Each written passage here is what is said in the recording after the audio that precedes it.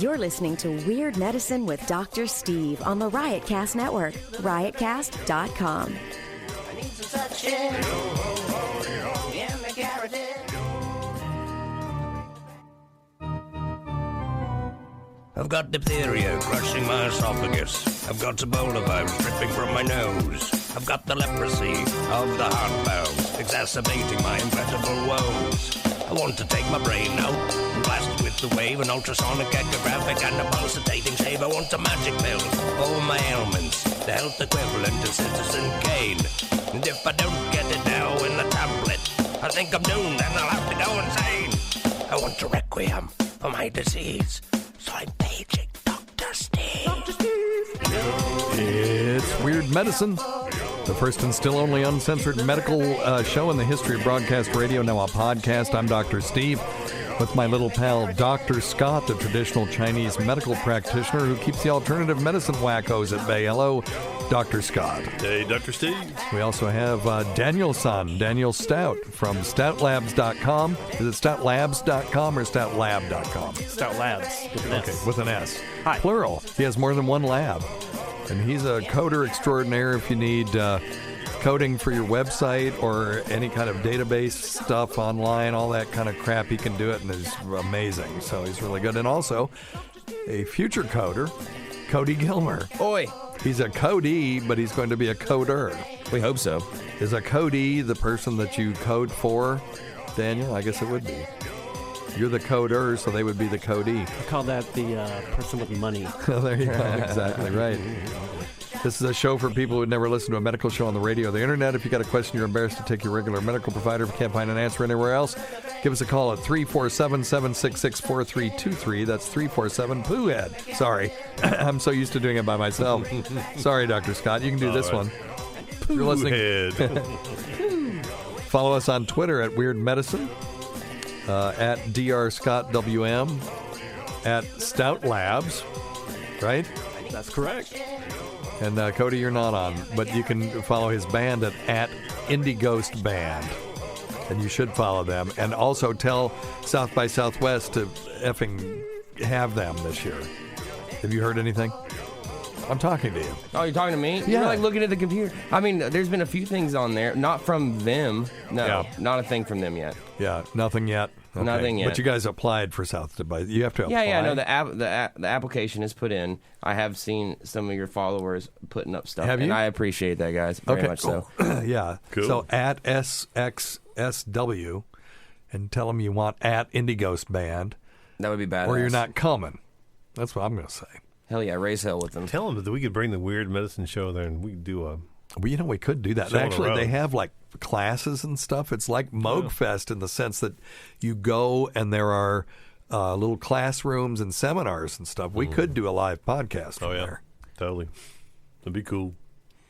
I love me some Austin. I love keeping it weird. Medical Never been to aspects Texas. of rock and roll. Right on. Well, anyway, we're not your medical providers. Take everything you hear with a grain of salt. Don't act on anything you hear on the show without talking it over with your doctor, nurse practitioner, physician assistant, pharmacist, chiropractor, acupuncturist, yoga master, physical therapist, or whatever. I swear my mic, though, sounds tinny to me. Does it sound tinny to you guys? No, it sounds fine. It does? Does that sound different than you? Well, I think it's just my your ear. voice sounds a little different, but not your mic. Okay, that's what I want to know. Thank you. You're welcome. Check out stuff.drsteve.com. That's stuff.drsteve.com for all your shopping needs. The holidays are coming. You want to go there, and you can click right through to Amazon if you want to, or you can scroll down and find all the interesting things that we've talked about on the show, including the sex device called something. I don't remember what it is. Dr. Sex device. Dr. Vag or something like that. I can't remember what it's called. But it's down at the very bottom. I put it there just so kids wouldn't accidentally scroll into it. Dr. Sex. But go to stuff.drsteve.com. The best stocking stuffers or Hanukkah gifts are tweakedaudio.com earbuds. They're the best earbuds on the market for the price and the best customer service anywhere. How sick are you of buying earbuds like at some of these box stores? Then you get them home, you use them 2 or 3 times. Now they got a short in them. Tweakedaudio.com, they're such higher quality.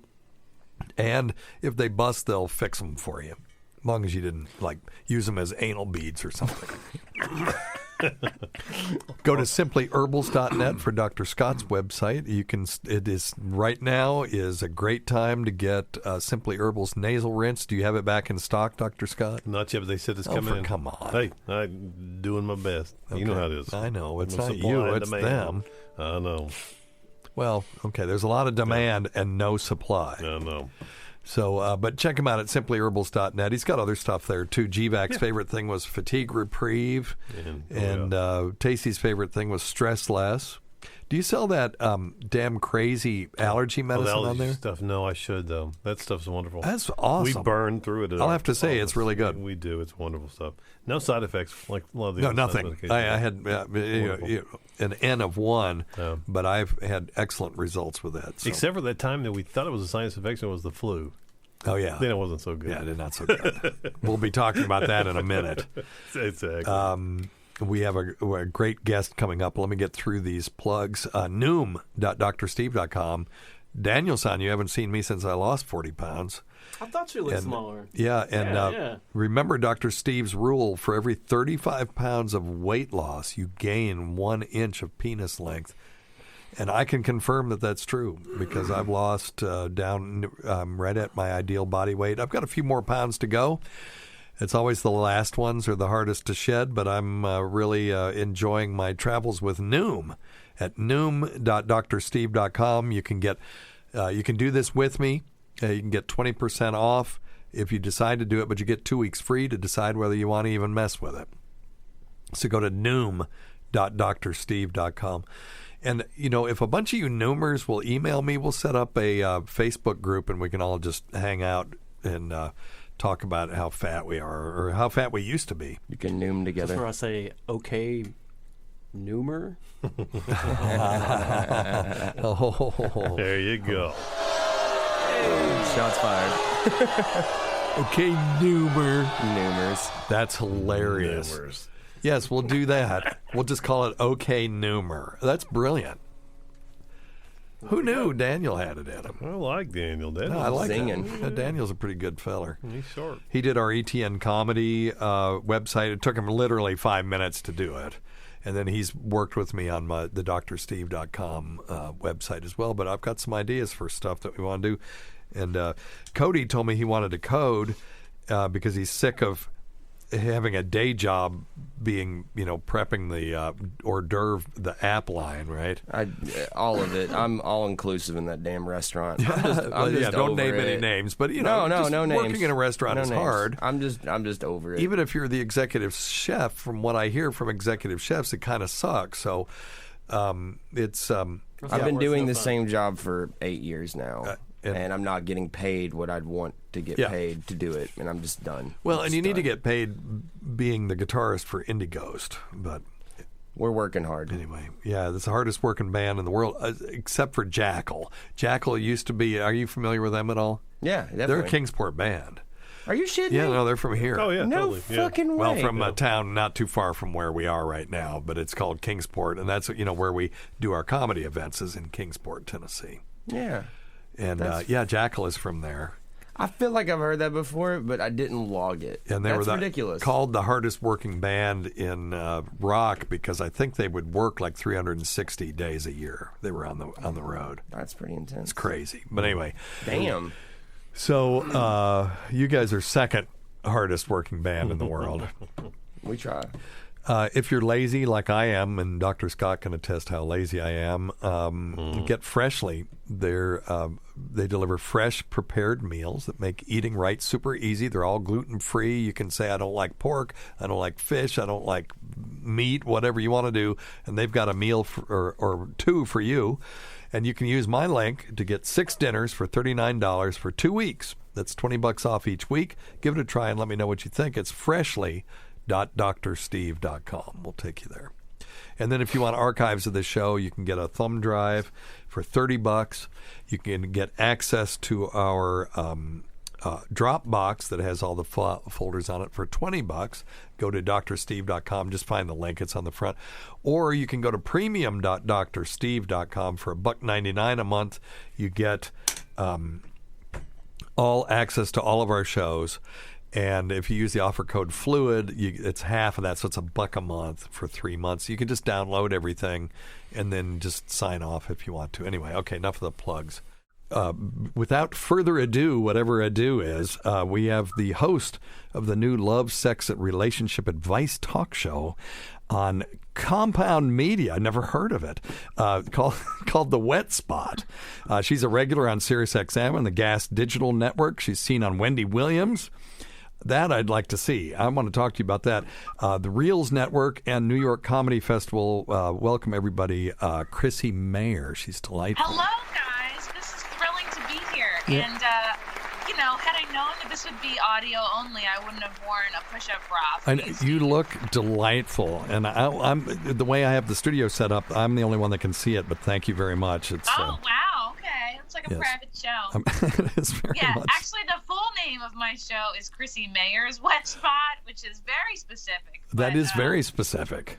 Yeah, okay. I thought of the name, and then I was like, no, I can't name it that. That's too gross. And my boyfriend was like, no, that's actually perfect. So, it is perfect. It's a great show, and it adds a bit of estrogen to an otherwise estrogen-free kind of network. And you get to hang out with the delightful Pat Dixon and some of the other folks that are over there at Compound Media. So no, that's cool. That's cool. It's great. People should check it out. Do you guys ever do free weeks anymore for people that aren't subscribers so that they can check it out? I know that one time they were doing that. Yeah, I know that they were too. I think I need to remind them to do it a bit more often. I was working on seeing if I could get like 2-week free passes to give out to people because I think just the occasional free episode on YouTube is not quite enough. So right. I'm going to remind the big daddies at Compound to get on that 2-week pass. Yeah, I think this is just a really, it's the Wild West. Nobody really has a real hand. Well, maybe Joe Rogan does, but other than him, we're all still just trying to figure out how in the hell to make this thing work. And yeah, I'm on a horse right now. It really is a Wild West. But you're a stand-up, and but you have a day job as well. Yes, and I don't really talk about it because it's like the least interesting. But, I don't mind because I'm not one of these comics that's like okay to just eat ramen and be poor. So I'm like, right. You know what, my parents paid for me to go to college. Like, let me hang on to health insurance as long as I can. Absolutely. No, that's great, and we can talk about that stuff too. You actually had a question for us. One of the reasons I wanted to have you on is because you and I got into a thing, and people thought we were getting heated. I was never. What is that? Sounds like your doorbell. Is that your doorbell? I think it's doorbell. Okay. I don't know what the hell that was. Unless you just said the magic word. Yes, it's Groucho, and I said the magic word. Did you say heated? People thought you and I were in a heated discussion. I never took it that way. I thought it was really fun. Oh, yeah. And but we were talking about influenza vaccine, and then I said, "Well, we need to get you on, and we can even debate this if you want to." But you asked me a very interesting question that you wanted to talk about, and I wondered if there was some basis for it. But go ahead and tell us what that very interesting medical question is, and then we'll see if we can answer it. I mean, of course there's basis for it. Like, I could be really cool and be like, oh, hypothetically. But, I mean, obviously I'm asking this because it's happened to me. I've experienced it. It's like, that's why people ask questions, because it happens to That's them. right. So, and I've noticed that this has happened with my boyfriend, like, a few times. Like, we've been together, like, 5 years. Boyfriend, click. No, I'm just kidding. Sorry. What? Nothing. I was being an asshole. I said boyfriend, click. Should I have kept that? No, I'm just kidding. Revealed that? I'm just kidding. Hypothetically, let's say I've been with people where this has happened. I was just being a dipshit. Go ahead. We're like we're doing what adults do. Yep. Foreplay, getting into sex, right? And then he will get like such an intense headache, and sometimes we have to like shut it down and go get a snack or something. And I don't know what that's attributed to, if it's like a tension headache or like a lifestyle thing, or like, is it like a physical symptom of something else, or is it like mind-body connection, like where you just can get yourself like basically bring it on yourself? It's the old classic sex headache, and it actually is a real syndrome that some unfortunate people have, because they might not have a headache any other time except when they're doing the one thing that humans were really kind of created to do, which is engage in the act of procreation. Right, we've all sort of forgotten that's why it was invented, because it's so much fun. But that's a real problem for people, and the headache is severe. Now, the first time, so for people who are out there, if this happens to you the first time, and it's a thunderclap type headache, the worst headache you've ever had, real sharp, and it can come with orgasm or it can come during sexual activity. It's not as often after. But if it's the first time and it comes on suddenly, you really got to get it checked out, because that could be a sign of something else. But now if you didn't do that, like your boyfriend didn't, and then it just keeps... Didn't die. Right, and he didn't die, and it happens again, and it happens over and over and over again. This is, as I said, the sort of classic sex headache. They most of the time are nothing to worry about, but it makes, like you said, completing the transaction kind of difficult, because sometimes it can be so severe he has to stop. And that's... I'm there waiting for my change, and the transaction is not going to be That's completed. right. Yeah, you're not getting... Well, he isn't getting his end either if it's happening before he orgasms. So if it happens during orgasm and you haven't finished yet, then it's like, oh, well, I've checked out, and I'm going to go get a pizza. You just finished yourself off. But see you next month. Yeah. So, right. So, like I said, usually they're not a cause for a concern. But if it's something that is preventing him from enjoying his life, then he should go get checked out. And so what are the causes? Nobody really knows. There could be serious things that could cause it, like an abnormal connection between the arteries and the veins in the head. They will probably, when they work him up, do an MRI or a CT Which scan. head, though? Exactly. Very good. Here, you get one of those. Give yourself a bill. Give yourself a bill. So, they will do a CT scan of his brain, and just to rule out something that could be serious. And once they've ruled that out, then it's really easy to treat this for the most part. The people who are at risk for that tend to be males and people who had a history of migraines in the past. Do you know if he has a history of headaches in the remote past? No, I don't think so. I know that he has a history of this very specific sex headache. And it happened to a friend of mine. He was a little bit older, in his 50s, and he would just get them really bad migraines, and it was just around sex. And he did get it checked out, and we were nervous for a second, is it a tumor? But then he was fine. Yeah, most of the I've seen, when I was doing primary care before I started practicing my specialty, I saw quite a few people with this, and 0 of those, that's a very small sample size, had anything serious. This is just one of those damn things that's why would this happen? There's no real good reason for it. But it can be treated. So if it happens occasionally, they will recommend a medication called indomethacin, which is it's a really potent anti-inflammatory agent, and you take it about an hour before sex, which we use it for gout too, which is interesting. Damn. I get people saying, well, how come you're giving me morphine for my breathing? And these happen to, most of them are hospice patients, but it's I'll explain it that aspirin is good for ankle sprains, but it's also good for preventing heart attack and stroke, right? So, and then did you say to them, you're all right, but I doubt that you'll get those headaches again if you take this? No. Now you get one of those. Hey. I'm so surprised. I forgot / never knew you were a real doctor at any point.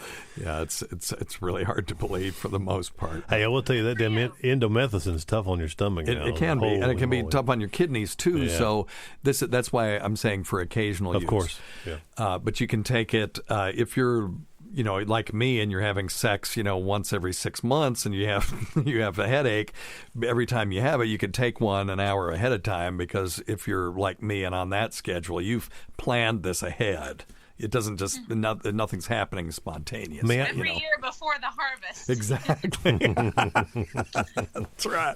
Hey, Take your gout pill. hey! Don't be talking about the gout now. That shit. That now, shit Dr. hurts. Scott does have the gouge. Man, that shit's bad for you. Down here they call it the gouge. Well, fire.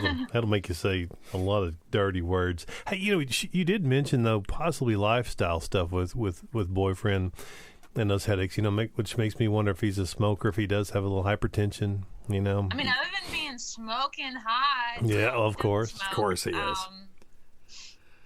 But he's also not like super duper active either. So okay, that makes 4 or 5 of us. Yeah, at least. yeah. If that were the case, we'd all be having sex headaches. Yeah. So there are some. Okay, so that's the occasional medication. You can take it an hour before, and that sometimes will help. Wait, what's it called? It's called indomethacin. I'll send it to you. In the medicine. Got it. No, indomethacin is also its trade name is Indocin. There is another class of medications called beta blockers, which are heard of those. Excellent for these. It blocks all the betas. Sort of less than great males from talking to you. Like exactly. You take a beta blocker, you go out on a Saturday night, right? And only the cool dudes talk to you. Exactly. See, that's your boyfriend would be the beta blocker that would stop those guys from doing that. But by the way, do you know Jennifer Hutt? Do you know Jenny Hutt? Like Pizza Hut's daughter? No, I have no idea. No, okay. Well, ask Anthony. It would be better if you knew her, but she lives right down the street from Anthony. She's on Sirius XM. And I was at Anthony's house playing poker one night, and Jenny was there just because she and I had corresponded, but we'd never met. And so I was at Anthony's. She came down, and her husband came to pick her up. This is the most gorgeous man that I have ever seen in my life. And Anthony and I were both, after he left, we looked at each other and we said, oh my God, that is the most beautiful man that we've ever seen. And so now, if I'm on Jenny's show, I'm always like, oh, now, Jenny, how's that Keith doing, that gorgeous husband of yours? And it just embarrasses her. But I'm not sure why I said that. Oh, because we were talking about, this is the perfect alpha male. This guy looks like a Greek god. He is, really something. And, it's something when you get two very, nothing wrong with being any other way, but very heterosexual men going, that's a gorgeous dude. But anyway, like a Greek god, like he showed up with like a huge cube of feta or something. Yes. Well, like, hey, eat this. Exactly right. I don't know. I don't remember. I was the thunderstruck thing just made me just remember what. And I look him up. It's Keith Hutt, Hutt. Google image him right now and tell me I'm lying. So anyway, not you, but people who are listening. Anyway, or something for your spank bank. Yeah. So right. So propranolol is the premier beta blocker for this kind of situation, but what's the problem with propranolol, Dr. Scott? Can lower your blood pressure. That's one thing. You not have great erections. It lowers the blood pressure to the one organ that needs high blood pressure, which is the penis. Yes. Exactly right. So why don't they just call it a boner blocker? We did call them that, as a matter of fact, when they first came out, because we were putting everybody on them, and then they came in saying that they couldn't have intercourse. Matter of fact, I got a free trip to an island in the Caribbean. I got to be careful because of HIPAA. Because I had let's just say I heard about a patient that came, and his physician in this Caribbean island had put him on a beta blocker, and his main complaint was that he couldn't have intercourse with his wife, and he was a casino manager. Well, shit, now I've said too much. Blink twice if it was Jeffrey Epstein's island. This was 40 years ago, but anyway, I got a free trip out of it by taking this person off the beta blocker and putting them on something else. But so that's one of the problems. But they do have cardioselective beta blockers that have less effect on sexual activity now. So that may be the answer for your boyfriend, because I'm assuming that you guys are at least attempting to have regular intercourse. It's not just infrequent. So I mean, we're both pretty busy. I'll leave it at that. Okay. But you're young, and you guys should be having intercourse frequently, and that might be the answer for him. So if you want to give him my information, I can at least send him some info that he could take to his primary care. If he doesn't have a primary care, I can hook him up. Okay. All right, that sounds good. All right. I imagine like you have cabinets in the office there that are just full of pills. He's got cabinets full of all kinds of shit. Yeah. No, it's true. We have samples. We have drug representatives that come through and leave us samples of medications and stuff that we can then give out to people.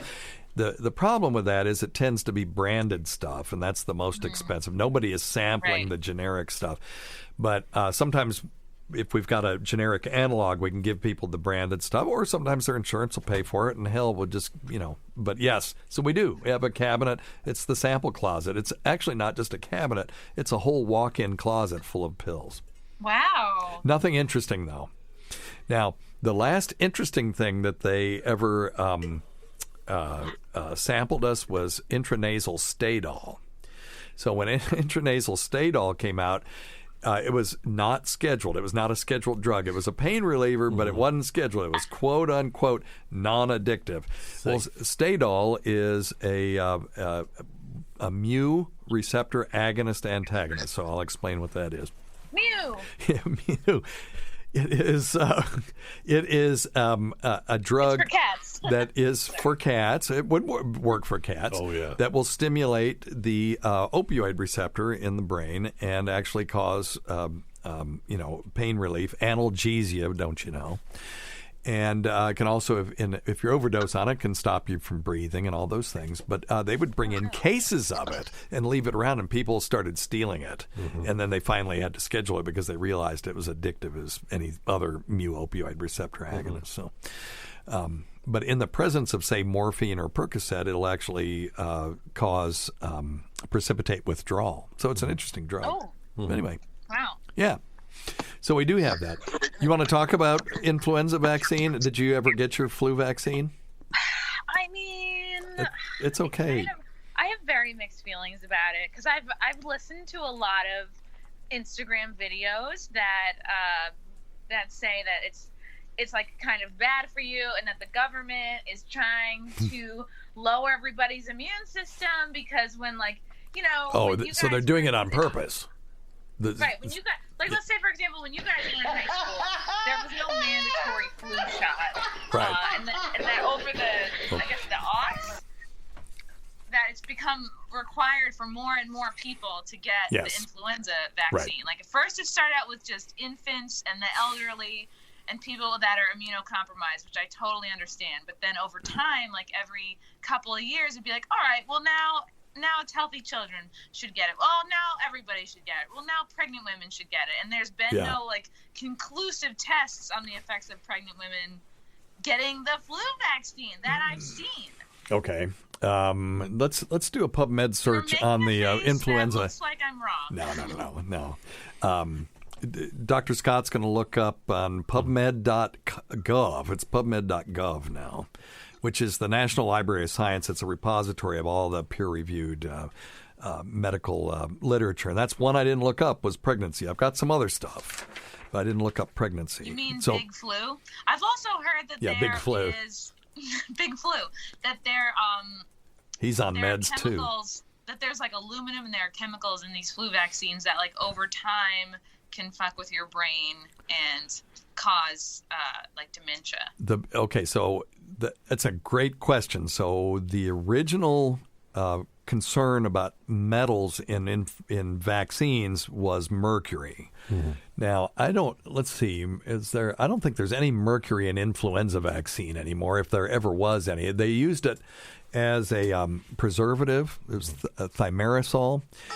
And, thimerosal, ethyl mercury-based preservative used in vials that contain more than one dose of vaccine to prevent germs, bacteria, or fungi from contaminating the vaccine. And then at one time, it was people had the concern that the thimerosal in these vaccines that were given these kids, because, look, my kid was traumatized by his vaccine schedule because I remember them holding him down and 3 nurses coming at him with needles from all sides and just sticking them in his thigh. And he's still, he has needle phobia to this day. That would do it. Wow. Yeah. That's but people were worried that they were getting this cumulative dose of thimerosal and postulated that was one of the contributing factors for kids getting autism. And that has been pretty thoroughly debunked. But a lot of vaccines now you can get that are thimerosal free. Now I'm looking here. Flu vaccines and multi-dose vials contain thimerosal to safeguard against contamination of the vial. Most single-dose vials and pre-filled syringes of flu shot and nasal spray flu vaccine do not contain any preservative because they're intended to be used once. So if your primary care is using single-dose vials, there's no metals or preservatives in that whatsoever. Okay, so that's good. But even if there are, I bet they're not going to tell us. Like, I feel like the government keeps so much from us. Well, but it's the manufacturer. Okay, the also a great question. The vaccines are sold by private companies, and they're in it to make money. They're in it to make money, but they are under rules and regulations that require them to declare every single thing that goes in these things. And so all your drugs, even the binders, they have to declare what that is. Dr. Scott, it wasn't even under FDA regs when he came out with his herbal supplement called Stress Less. Or Fatigue Reprieve, which you can get at simplyherbals.net. And but you had to go through all kinds of bullshit. Everything we had to have. It wasn't bullshit, by the way. No, but I know what you mean. But even not being a pharmaceutical grade medication, and technically just a supplement, we had to have them tested, and all of the ingredients we had a full spectrum analysis, and they have to have like a data safety sheet for these things, and and even like you said, down to the binders. They have if you're using clay or starch or whatever. If there's something in there that you didn't put in their list, they will bust your ass if they catch you. And they it's like those guys that were making the red yeast rice and putting statin drugs in there, right? And then saying, "Oh gosh, we're lowering everybody's cholesterol by using these supplements." Of course, red yeast rice has on its own, it's a statin on its light. own has statin, lovastatin or whatever in it. So, but some geniuses were doing it. Well, some of these cock pills too, Chrissy. They've pulled them off the market, and the FDA will just yank some off the shelves. And when they do a spectrum analysis or a GC mass spec on them, they'll find that they've actually got Viagra in them. Right. So these guys are doping their herbal supplements with Viagra just so that people go, yeah, this stuff really does work. Yeah. Where do we get those again? That shit's not those I can just send you samples if you need some of those. Okay. Today's episode is brought to you by Angie. Angie has made it easier than ever to connect with skilled professionals to get all your jobs and projects done well. Let me tell you, there's the version of it where you try to do something at home, and then there's a version of it where you have someone help you, you watch them do it the right way, and you go, thank God I didn't try to do that myself. I have fully done things around the home that I think look good, and then a bang in the night, and I wake up to a shelf collapsing, a painting falling off the wall. I've seen it all go south. I own a home, and I can tell you, I know how much work it can take. Whether it's everyday maintenance and repairs or making dream projects a reality, it can be hard just to know where to start. But now all you need to do is Angie that and find a skilled local pro who will deliver the quality and expertise you need. Whatever your home project, big or small, indoor or outdoor, you can Angie that and connect with skilled professionals to get the project done well. Right now, one of my wish lists is I want a bike for my condo in Milwaukee, and I would love to rig it up on a pulley in the ceiling because I have one of those like lofted ceilings, but I'm so scared to try that on my own. Angie has 20 years of home experience, and they've combined it with new tools to simplify the whole process. Bring them your project online or with the Angie app. Answer a few questions and Angie can handle the rest from start to finish, or help you compare quotes from multiple pros and connect instantly, which means you can take care of any home project in just a few taps. Because when it comes to getting the most out of your home, you can do this when you Angie that. Download the free Angie mobile app today or visit Angie.com. That's ANGI.com. Okay. I think it was funny that you kept saying yanking and pulling when it came to all these boner pills. Well, yes, yanking them off of the yanking them off and pulling them off. Woo! I'm sure there was. That time of year for you, Steve. Yes, it is. It's the 6 months almost here. Shit. Hey. All right, honey, get ready. All right. Anyway. What do you say to people who say, what is the point of getting a flu shot? It's only like 30-something% effective. Like, nobody knows for sure what strain is going to be the most popular. It's a crapshoot. So awesome, because it's absolutely, all of these questions have some truth in them, and they're not even, that one isn't even wrong. Sometimes it's as low as 6% effectiveness. So you have to understand how they make this thing. So right now we're still chasing mutations of the influenza virus. So the influenza virus hits the southern hemisphere during our summer, and then it comes up here during. Ooh.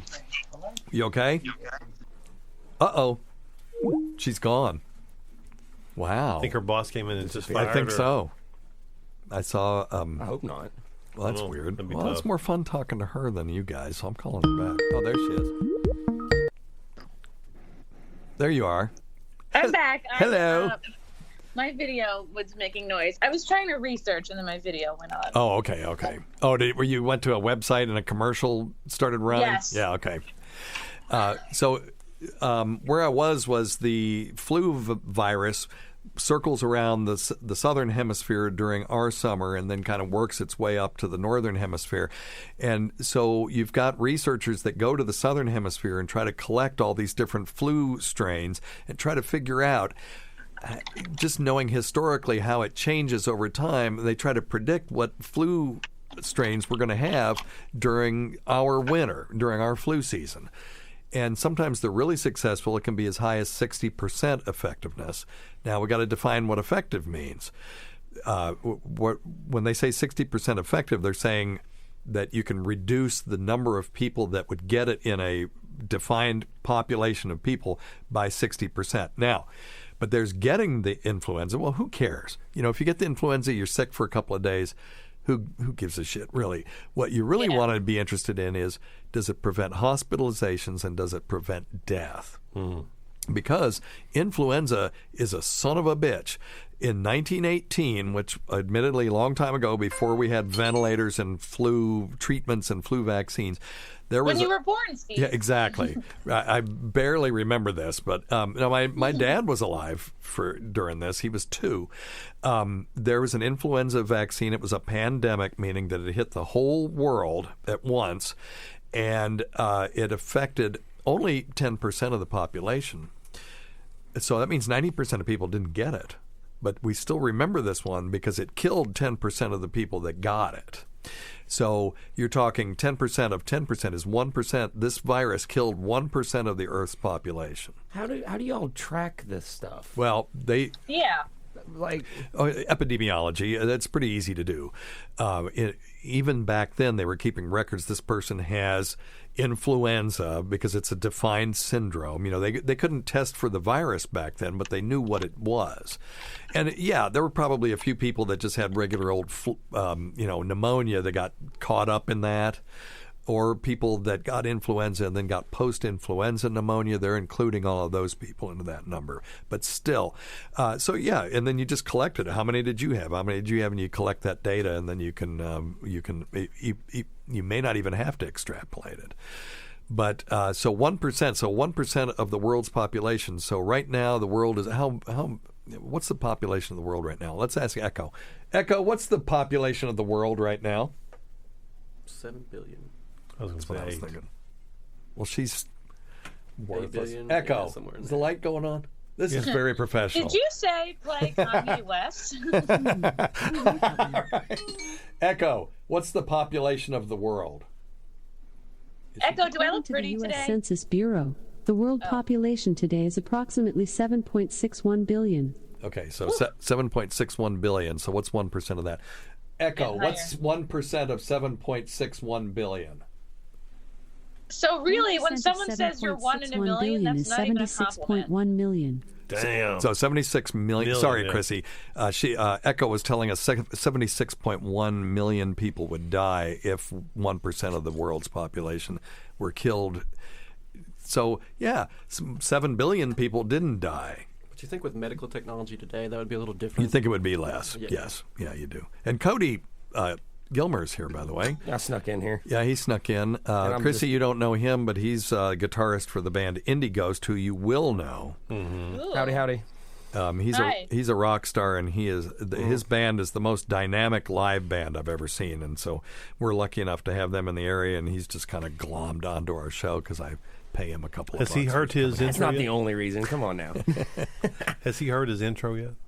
No. Wait a minute. Oh, okay. Lord. Well, hang on, Cody. I was kind of excited when I came in. I thought it was going to happen. You're gonna love this. Well, because Cody, every time he came in, it was like, well, what's wrong with you this week? And he would be like, well, this week, like he was actually doing a bit. And it's still going. Oh, damn it. I can't find it. It's very professional. This is our Thanksgiving show, so it really doesn't matter if we just fuck off. Ooh. They're loaded up on turkey and tequila. They're listening to this after they're digesting. They're passed out from turkey. Right. Well, that's all that tryptophan. I like. Oh, here it is. Here it is. I think this is this is because we love him so much. With a deviated septal heart, had my first hemorrhoid before I could fart. Oh, I fucking love it.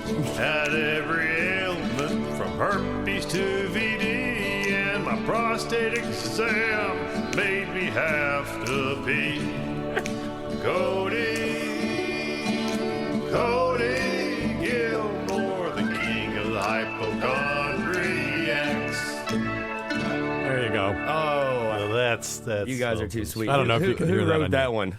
Scott actually wrote that. You're quite produced the it lyricist. Thank you, sir. Played bass and played organ. Yes. I dig it. So he's our resident hypochondriac. Yes. You still there? Was he getting flu shots or no? Yeah, Hell no. Hell no. Yeah, there's formaldehyde in them. There's aluminum. I don't know about all that. I just never have time, never gotten it, and I still don't today. We had a listener. You're a real man. Thank you. Love connection has been made up. We had a listener. Shots fired. And he was the same way that you are. That's like, that's just BS. It's only young people and old people, and I'm neither one of those things. And he didn't get it. His whole family, on the way, after they left here, they were moving to Oregon or Vegas. Was it Vegas? I thought they were moving to the Pacific Northwest. But anyway, on the way there, they all got influenza, and he almost died. He was on the ventilator for a couple of days. And he is, whenever I have somebody that tells me, oh, influenza vaccine's stupid, I just say, well, okay, talk to this guy, and I tag him, and then he jumps in, and I don't have to say anything else. And I almost died.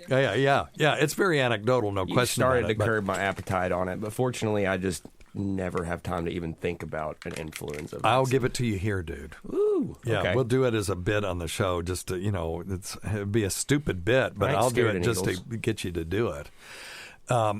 There's no... So I'm going to anticipate your next question, Chrissie, is that, people die from getting the vaccine, right?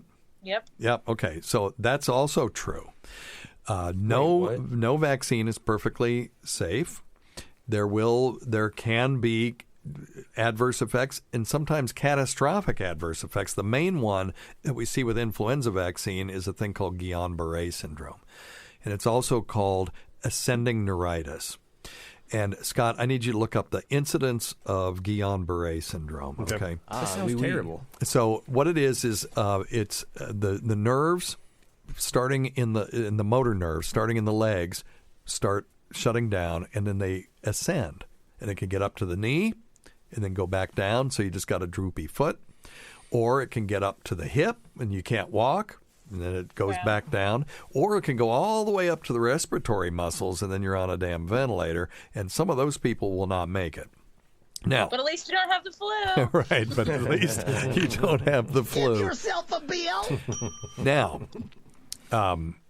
there is this risk of that. There's also a risk, though, of Guillain-Barré syndrome from getting the influenza. I first heard about Guillain-Barré not because of the flu vaccine, but because people were getting swine flu back in the 70s. And then they were getting Guillain-Barré afterwards. So there's a particular strain of influenza that is at risk, that puts you at a higher risk. So you can get it from the flu, too. So it's the immune system's reaction to the influenza proteins that causes this to happen.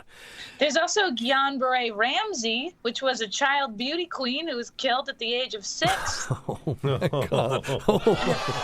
We all heard of her. Oh, really? Guillain-Barré Ramsey. What? It's beautiful. Guillain-Barré Ramsey. Beautiful girl. Yes, she was very much so. I don't think she got the flu shot. It was a tragedy. Yeah. But she didn't get the flu shot. So there's a risk of that. Now, so what's the incidence of Guillain-Barré, Dr. Scott? It says each year between 3,000 and 6,000 people might develop Guillain-Barré. 3,000. Okay, Yeah. so what's the incidence of death from influenza in unvaccinated people? No, you didn't ask me to look that up. Oh, okay. Well, I can tell you. I can tell you what it is. Yeah, okay, go ahead. Okay, 109,000 influenza-associated hospitalizations, 8,000 influenza-associated deaths were prevented by the vaccine. So wait a minute. Okay, between 291,000 and 646,000 people worldwide die from seasonal influenza respiratory illness. So we're talking about a huge risk-benefit difference. So if 3,000 people get it, so what's your odds if, say, 150 million people get vaccinated? Let's ask Echo. Echo, what's 150 million divided by 3,000? I feel like you've bugged Echo. 150 million divided by 3,000 is 50,000. So your odds are 50,000 to 1. What if I just lived in a bubble? You can do that. If you Right, but like, let's say you've got a lot of other problems and then Can't you have get the electric flu. You guitar can't and really attribute static. that person's Says death to the flu directly because there's a lot of other factors That's there. right. And it's like, So I feel like people just use that statistic to be in favor. Well, you got to get the flu shot or else see all these people who died. It's like, yeah, you can separate that out to, how many of those people had emphysema, for example. It's bad if you've got emphysema and you get influenza.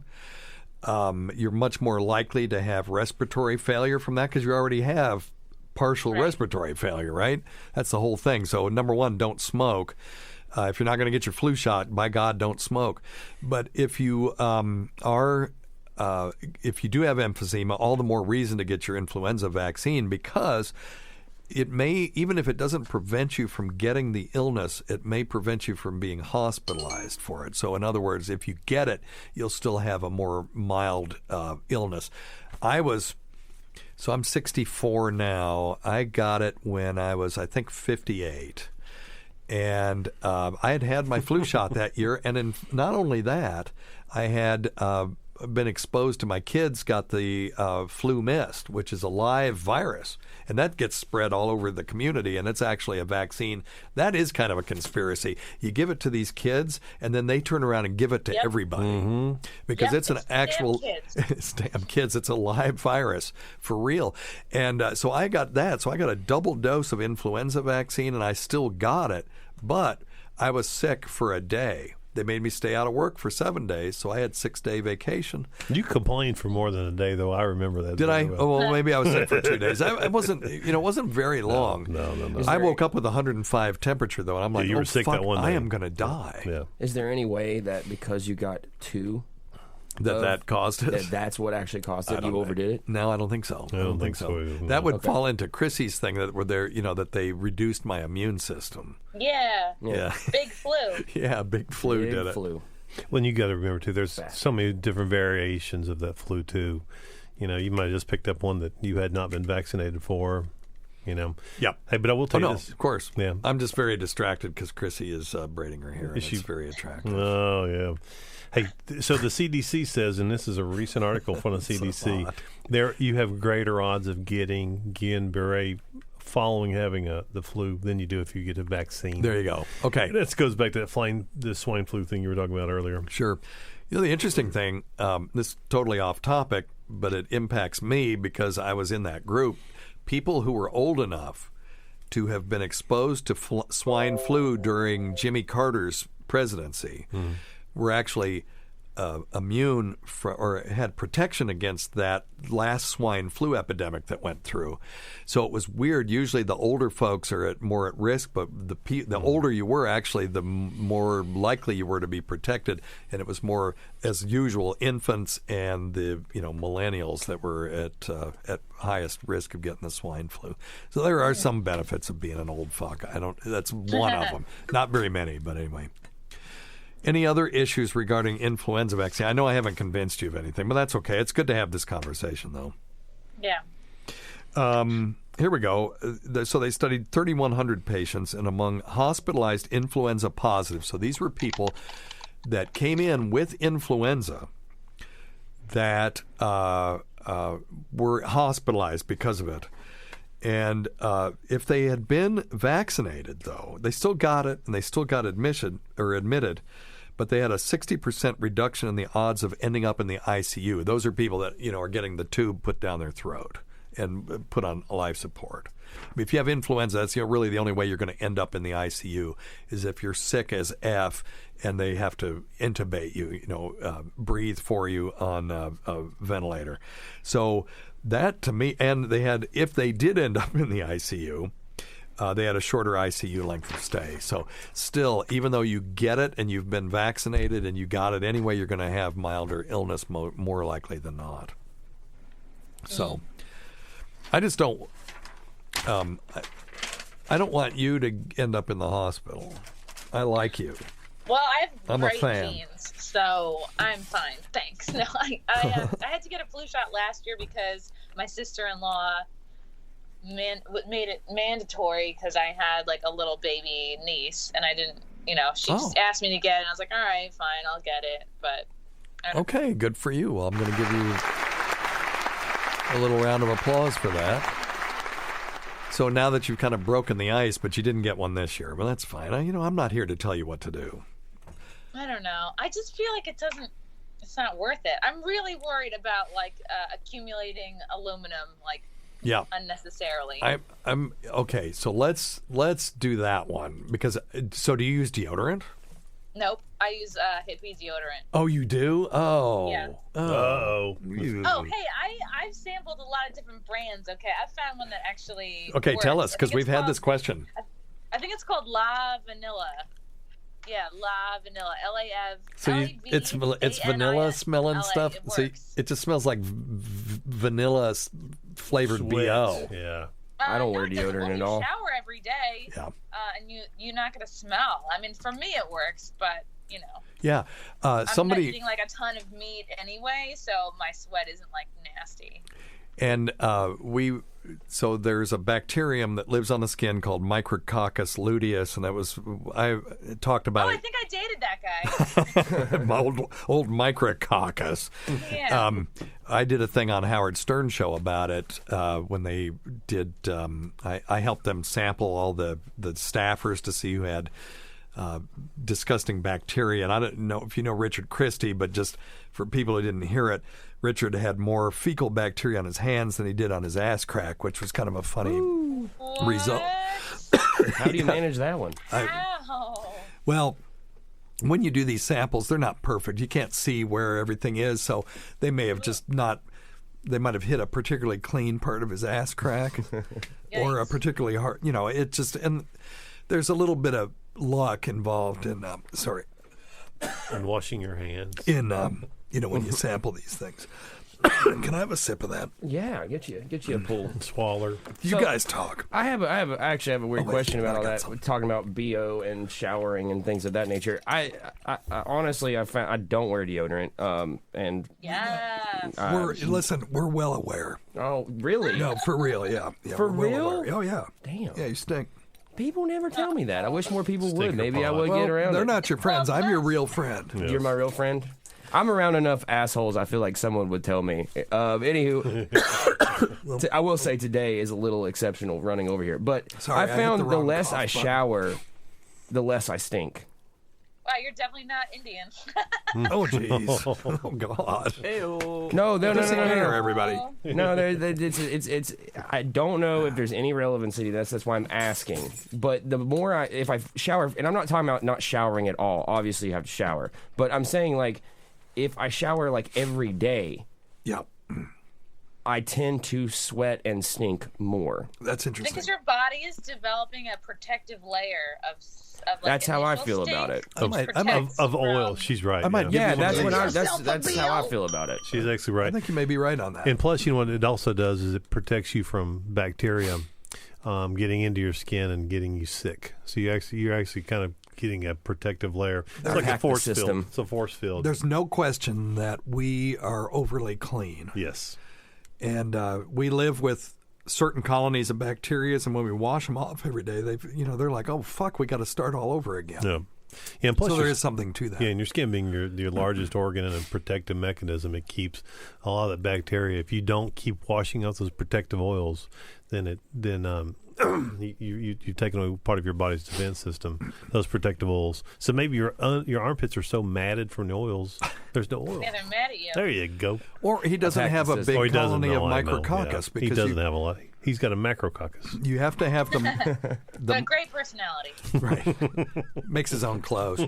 You have to drives a nice car. Have those right colonies of bacteria to break down those oils to create the smell. Right. So I know you're perfectly clean and have no gross bacteria on you, so that may be part of it. There's another one called Lumi that works really well, from what I hear. Now, that sounds familiar. None of these are antiperspirants, though, and my problem is I don't want to walk around, and you may not sweat a lot, but of course, I wear black scrubs now at work, but before, when I would wear my regular Brooks Brothers shirts, if I put my arms above my head and you got a big pit stain, it's just disgusting. I'm that way. Right. Always have. Are you? I used to be made fun of for that, actually, growing up. They called you pit stain? Ooh, it was bad. Here comes pit stain. The good news Gilmer. is now I wear all black shirts, so never a problem. Right. Okay. Well, so I've had patients that come to me saying, people at work are complaining I smell bad, and they'll put cologne on, and it's like all you're doing is making BO flavored cologne. It's worse. And so you really an antiperspirant is the key to preventing that. But I found the problem it made with it that worse. is I'm not kidding. The problem with antiperspirants is, as Chrissy brought up, is that they're laden with aluminum, and there is some question whether there's some any absorption of that. I've not seen any compelling data that says using aluminum deodorants causes dementia or anything like that. I haven't Putting seen it on your skin every day, your largest organ, that's going to have zero absorption. I'm with you. I see, but the only thing I can go by is the data, and also even if the data showed that there was a 1% increase in risk in dementia, I would still use it because I don't want to stink, and I hate that feeling of sweat under my pits. It's just disgusting to me. But that's because I've become accustomed to not having that feeling. Antiperspirant never, honestly, it made it worse. The only thing that makes me actually and I'm sorry that I smell today, but the thing that gets... Sorry, you don't smell today. I don't smell you today. Oh, gotcha. You do. Anywho, it mostly is stress and sex. Yeah. Those are the two things. If I fuck, I like... Well, I thought you said stress and insects. No, I said and sex. I thought you said incest. Thank God, no, I did not say that. But I like I said, I don't know if there's any relevancy to that, but if I'm not stressed out, which I have been very stressed out today, usually it's... Yeah, we are from Tennessee, so I understand why you assumed that he said incest. You sure got a party mouth. Me out banging my sister. But I've found if as long as those two elements aren't involved, I don't really need to shower all the time, and I don't really need to wear deodorant, and it's not bothering people to the point. Yeah, just keep it to yourself. Yeah. Yeah, we haven't had to kick you out of the studio or anything. I am still here. Hey, Chrissy, we're actually running out of time. We need to get your plugs in. So. Just please follow me on Instagram, Facebook, Twitter at Chrissie Mayr, ChrissieMayr. Check out my show, The Wet Spot, on Compound Media. It's every Monday night at 8:00. And, we'll put up clips on social media, and, sometimes we'll put a whole episode up on YouTube. Also, we're doing a live show, Comedians of the Compound, at the White Plains Comedy Club, December 13th. Come to that. And I'm also doing a live version of the Wet Spot podcast from the Stand on Wednesday. I think that's December 18th. And tickets are available for that now, and I'm going to announce the lineup pretty soon. Are they going to live stream that or anything? I'd like to see that. You know, I might just put it on my Patreon, or I might just tape it and then put it on Compound Media later, like if I'm on vacation or something. But oh, you have Patreon? I'm in. Oh yeah. What is it? Yeah. Patreon.com/what? If you're interested, Patreon.com/Chrissie Mayr for dirty semi-nudes of me. Oh, really? On vacation. Get the hell out of here. Oh yeah, there's different tiers and everything. Oh, okay. I'm going for the mega tier, whatever it is. So now, yeah, something for the 6-month celebration. Exactly. Yeah. Thank you. Well, we appreciate Chrissie being here. Yeah, her call just dropped. So, Cody, you got anything for us? Being the resident hypochondriac, you got anything today? Oh, I didn't. I got a cat with one eye now. Okay. It doesn't have to do with me, but I'm getting ready to take him to the vet. Yeah, I had a cat that lost its eye. He seems pretty chill. We found him on the top of Roan Mountain. Really? Oh, cool. Really? Crazy enough, yeah. He ran across the road, and this is away from the houses at the bottom of the mountain. And I was like, he shouldn't be up here. And as we're trying to find this cat, I swear there was a bobcat or something way bigger stalking him. Oh, but we loaded him up, and he came home. And you don't think it was the bobcat's kid, do you? He might be. God, that'd what be if wild. you had a little bobcat? No. He's definitely a house cat. Like, you know that shit's black happened and white. before. You know what that is. Black and white, short hair house cat. But he is the sweetest little guy. I don't think he's completely wild. I honestly think someone dropped him off, which is very sad. Up there? Or did you think he just climbed it? Maybe he's from down. I don't know. But if anyone up on Roan Mountain is missing a one-eyed black house cat, tough shit. Close enough. He shouldn't be. He shouldn't be up there in the first place. Have you named him yet? Mr. Pickles. Oh, cool. Mr. Pickles. Have you not seen that? Have you not seen that show? Oh no. What? Who's Mr. Pickles? I don't know who that is. Well, Mr. Pickles is. He's this like, what's the way to describe it? It's an Adult Swim show. Just look it up. Okay. It's about a dog though, but the colors are the same. Runners up named wise were Odin, and what was the other one? I don't know. We almost called him Beelzebub, but Bubs for short. Oh yeah. Yeah. Well, and that would fit with the theme of your most recent album, Satan's Texas Vacation. Vacation, exactly. So, according to Steve, has nothing to do with Satan or Texas or a vacation, but he didn't read the lyric sheet. I guess I didn't. Well, subtle cues. So check out their album on Spotify. Can you buy it anywhere? Really, you guys are more of a live band, but see, that's another reaon I want to get into coding and also create a website, because we should have a better merch present. But you can buy our stuff. Just hit us up and on Facebook. Yeah, hit us up through Facebook. We have people order stuff. No, through Bandcamp. I'm so sorry. We do have a Bandcamp with a merch store. You do? At us. Yeah. Oh, I didn't know that. Yep. Okay. Well, I need to tweet that out so people can get to it. Hit us up on Bandcamp. Just look, search Indie Ghost Bandcamp. Right? I'll find out. I don't know. Jesus, he's worse than me. Not a good marketer. No, I'm not. I'm too damn busy. Hopefully, he'll be a better coder than a marketer. We're gonna find out. All right. Well, it's Thanksgiving, so we're gonna get out of here with a Thanksgiving-themed song, right, Dr. Scott? Tell us what today's Thanksgiving-themed song is. This is "I Know You're Rider" by the Grateful Dead. So, for all of us traveling through the there you go. The roads for Thanksgiving. This is it. Hope everybody has a great holiday weekend. Yeah, and don't forget, check your stupid nuts for lumps, quit smoking, get off your asses, and we'll see you in 1 week for the next edition of Weird Medicine.